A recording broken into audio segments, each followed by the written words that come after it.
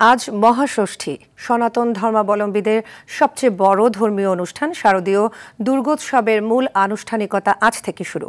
ভক্তের ভক্তি নিষ্ঠা ও পূজার আনুষ্ঠানিকতায় মাতৃরূপে দেবী দুর্গা অধিষ্ঠিত হয়েছে মণ্ডপে মণ্ডপে। ঢাকের বাদ্য আর উলুধ্বনিতে শুরু হয় দেবীর আরাধনা। ঢাকের বাদ্যে ষষ্ঠীর কল্পারম্ভে বিহিত পূজার মাধ্যমে দেবীকে আমন্ত্রণ আর অধিবাসের মধ্য দিয়ে করা হয় ষষ্ঠীর আনুষ্ঠানিকতা। দেবী দুর্গার আগমনে উচ্ছ্বসিত ভক্তকুল।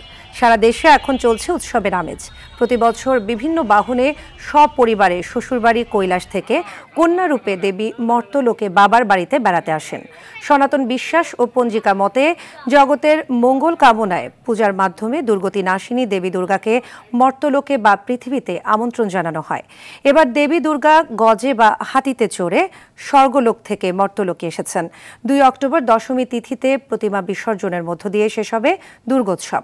এদিকে ষষ্ঠী তিথির মধ্য দিয়ে সারা দেশে শুরু হলো হিন্দু ধর্মাবলম্বীদের সর্ববৃহৎ ধর্মীয় উৎসব শারদীয় দুর্গাপূজা। দিনাজপুরের হিলিতে 19টি মণ্ডপে এবার পূজার আয়োজন করা হয়েছে। নিরাপত্তা ও সুশৃঙ্খল পরিবেশ বজায় রাখতে প্রশাসনের পক্ষ থেকে কঠোর নিরাপত্তা ব্যবস্থা রাখা হয়েছে। ঢাকার শিল্পাঞ্চল আশুলিয়ায় 97টি মণ্ডপে এই উৎসবের আয়োজন করা হয়েছে।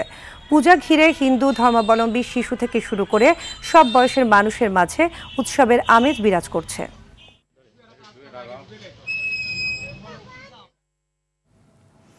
দর্শক, এই মুহূর্তে ঢাকেশ্বরী মন্দির ও ভোলার মদন মোহন মন্দিরে আছেন সহকর্মী রাকিব হাসান ও অমিতাভ অপু।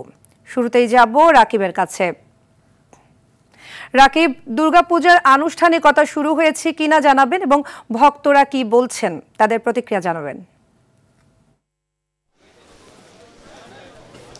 সাদিয়া, আজ মহাষষ্ঠী সনাতন ধর্মাবলম্বীদের সবচেয়ে বড় ধর্মীয় উৎসব এবং জানেন যে দুর্গা এই উৎসবকে কেন্দ্র করে কিন্তু ক্ষণে ক্ষণে উলুধ্বনি এবং শঙ্খা কাসর আর ঢাকের বাদ্য জানান দিচ্ছে ঠাকুর ঘরে উচ্ছ্বসিত মই রূপ প্রতিমা বরণ চলছে।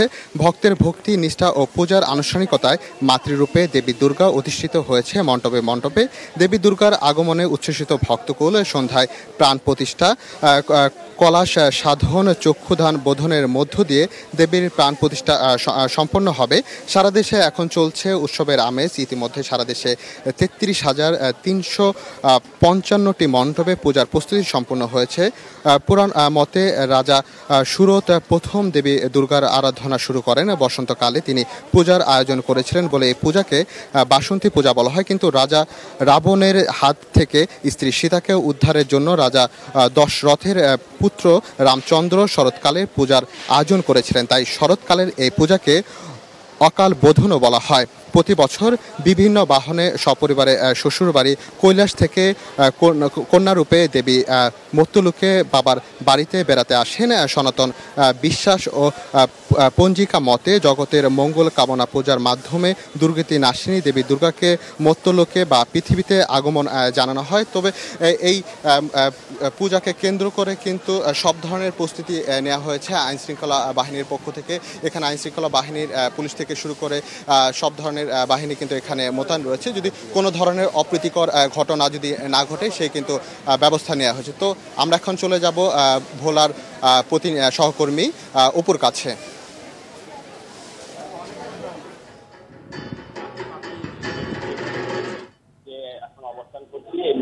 মন্দির পূজা মণ্ডপের মধ্য দিয়ে ভোলা জেলায় 112টি পূজা মণ্ডপে আজ মহাষষ্ঠী শুরু হয়েছে এবং মহাষষ্ঠীর যে সকালবেলা যে বেলতলার পূজা চলছে সেটি শেষ হবে 11টা নাগাদ।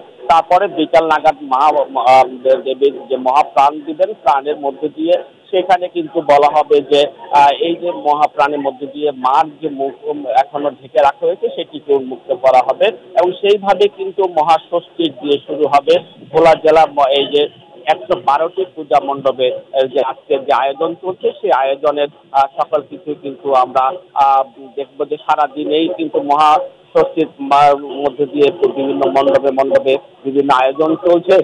আরেকটি কথা আপনাদের জানিয়ে রাখি যে ভোলার ওয়েস্টার্ন পাড়া এখানে মিহিরলাল পূজা মণ্ডপ এবং ওইখানে পূজা মণ্ডপগুলোতে কিন্তু একাধিকভাবে বিভিন্ন অনুষ্ঠানের আয়োজন করা হয়েছে, সেখানে প্রতিযোগিতার আয়োজন করা হয়েছে। যেটি সবচেয়ে গুরুত্বপূর্ণ, সেটি হচ্ছে ভোলার 112টি পূজা মণ্ডপে পুলিশের প্রশাসন থেকে সাইবার প্যাট্রোলিং এর ব্যবস্থা করা হয়েছে, যেটি এর আগে কিন্তু কখনই করা হয়নি। এইবারই কিন্তু সাইবার প্যাট্রোলিং এর মাধ্যমে এখানে কিন্তু বিশেষভাবে সোশ্যাল মিডিয়াতে যারা পূজা নিয়ে যদি বিদ্রুপপূর্ণ কিছু ঘটে থাকে সেগুলো কিন্তু তুলে আনা হবে। এবং আইন শৃঙ্খলা বাহিনীর এখানে পুলিশের পাশাপাশি এখানে র্যাব, কোস্টগার্ড, নৌবাহিনীর টিম, আনসার বাহিনী সবাই কিন্তু এখানে দায়িত্ব পালন করছে। আমি যে মণ্ডপটিতে এখানে অবস্থান করছি, এখানে কাজ মণ্ডপের এই পূজা মণ্ডপের কেন্দ্রীয় পূজা এই মন্দিরের যিনি সভাপতি দায়িত্ব পালন করছেন রামকৃষ্ণ বণিক, আর তিনি আমাদেরকে এই আজকের মহাষষ্ঠীর শুভেচ্ছা জানাচ্ছেন ভোলাবাসীকে। রাকিব এবং অপু, আপনাদের দুজনকে অসংখ্য ধন্যবাদ।